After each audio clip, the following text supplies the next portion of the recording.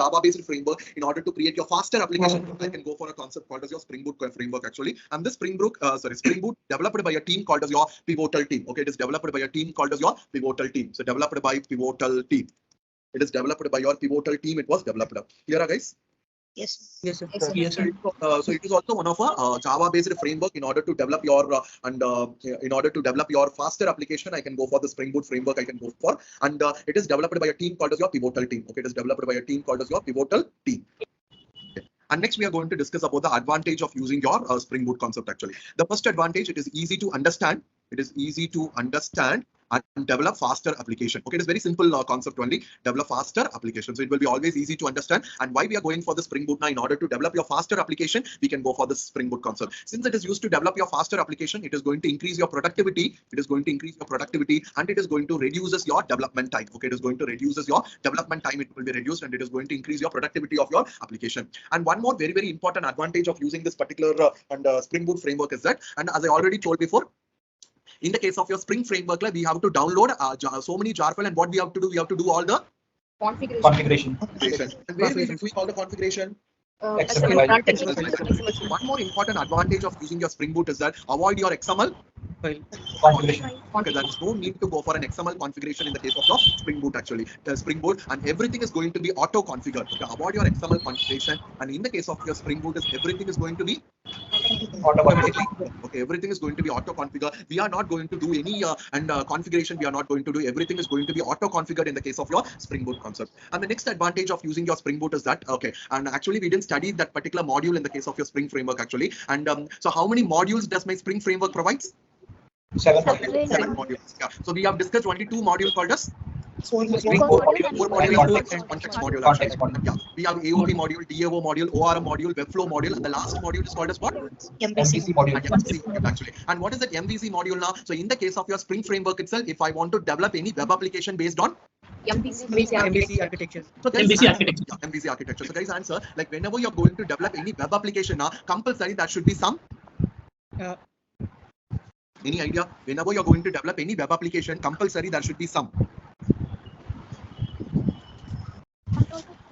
Okay, what is web application now? What is web application means? Client-side application.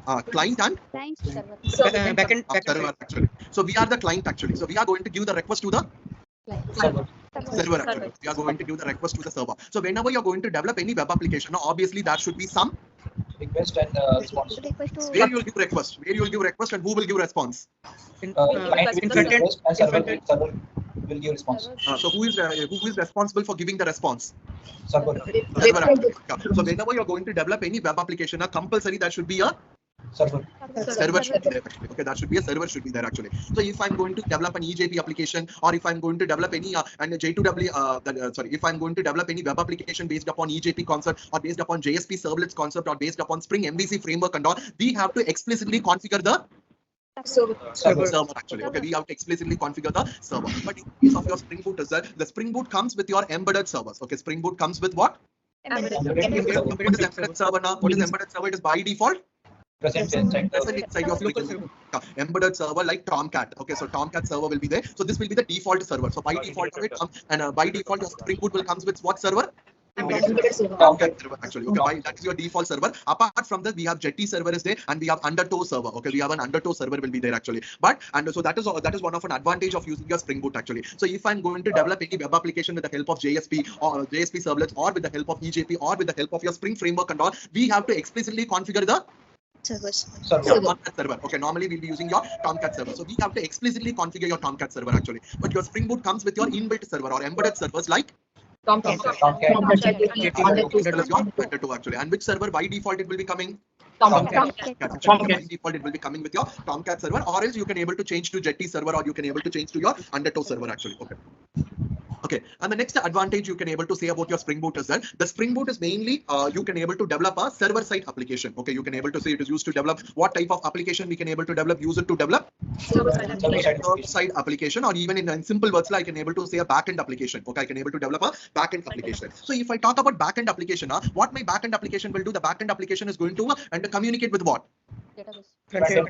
Database.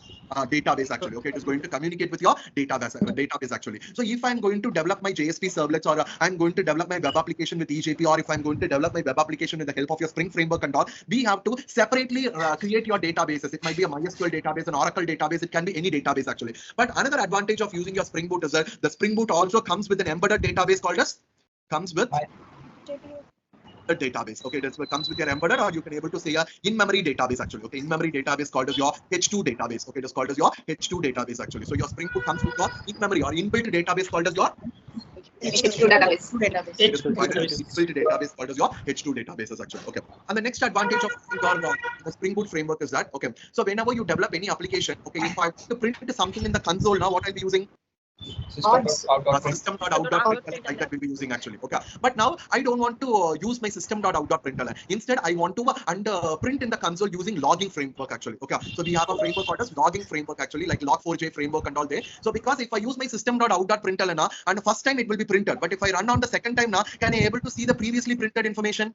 No, sir. No, you can't able to see actually. But I want to log all those information. I want to store those information somewhere now. In that, at the time of printing, I want to store information somewhere now. In that case, I can able to go for a framework called as log4j framework actually. So in the case of your Spring or in the case of your EJP and all, if I want to use my log4j framework now, then we have to configure all the dependency in your pom.xml file. We need to configure manually. We need to configure actually. But another advantage of using your Spring Boot is that the Spring Boot comes with your default logging framework.